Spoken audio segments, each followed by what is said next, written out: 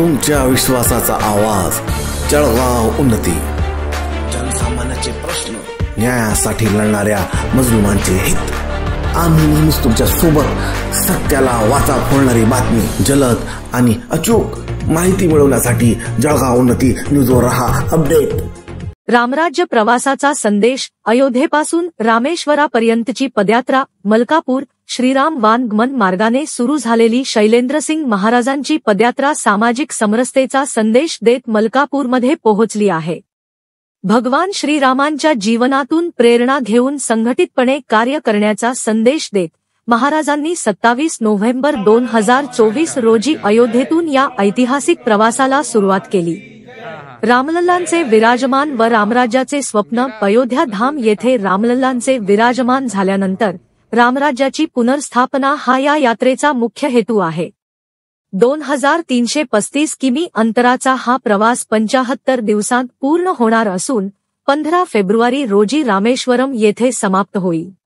वाटेत भेटणाऱ्या लोकांना प्रभू श्रीरामांच्या जीवनातून प्रेरणा घेण्याचा आणि सामाजिक समरसता निर्माण करण्याचा संदेश दिला जात आहे। शैलेंद्रसिंग महाराजांची वैशिष्ट्ये आणि याआधीच्या यात्रा। शैलेंद्रसिंग महाराज, ज्यांचे वय 39 वर्षे आहे, हे उच्च शिक्षित असून M.K. B.Ed. आणि M.Sw. पूर्ण केले आहेत। त्यांचे मूळ गाव मोतीगंज, गोंडा, उत्तर प्रदेश, अयोध्येपासून 40 किमी अंतरावर आहे। त्यांनी याआधी अयोध्या ते मथुरा पदयात्राही केली आहे, ज्यामध्ये त्यांची भेट पंतप्रधान नरेंद्र मोदी आणि मुख्यमंत्री योगी आदित्यनाथ यांच्याशी झाली होती। मलकापूरमध्ये जोरदार स्वागत। 31 डिसेंबर रोजी बुलढाणा जिल्ह्यात प्रवेश केल्यानंतर खामगाव येथे मुक्काम करून शैलेंद्रसिंग महाराज 1 जानेवारीला मलकापूरमध्ये दाखल झाले।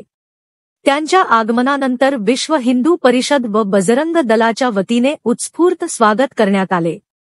खामगाव जिल्हा सहमंत्री सुयोग शर्मा, जिल्हा समरसता सहप्रमुख दीपक चवरे, प्रखंड मंत्री दिलीप पाटील आणि इतर मान्यवर यावेळी उपस्थित होते। समाजप्रेरणा आणि पुढील वाटचाल। श्रीराम वानगमन मार्गाने चालणाऱ्या या यात्रेचे उद्दिष्ट समाजातील सर्वांना प्रभू श्रीरामाच्या विचारांशी जोडणे आहे।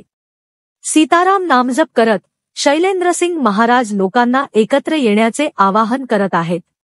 त्यांच्या पुढील प्रवासासाठी शुभेच्छा देण्यात आल्या आणि या यात्रेने राष्ट्रीय ऐक्याचा व सामाजिक समरसतेचा संदेश दिला आहे। अंतिम गंतव्य 15 फेब्रुवारीला रामेश्वरम येथे ही यात्रा पूर्ण होईल, ज्याद्वारे प्रभू श्रीरामांच्या विचारांचे नवीन भारतासाठी महत्त्व अधोरेखित केले जाईल। जळगाव उन्नती न्यूज, तुमच्या हक्काचा आवाज। आमच्या चॅनलला सबस्क्राइब करा आणि अशाच ताज्या व विश्वसनीय बातम्यांसाठी बेल आयकॉन दाबा। तुमच्या विश्वासावरच उभे राहतो जळगाव उन्नती न्यूज।